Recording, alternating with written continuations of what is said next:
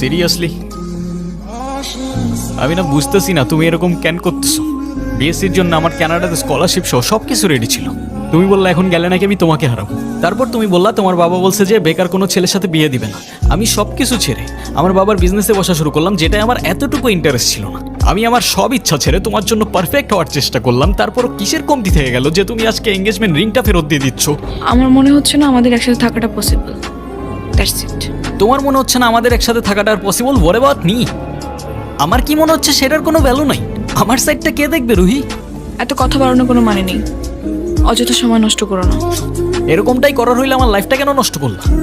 নাকি হুট করে এখন বেটার কাউকে পেয়ে গেছো?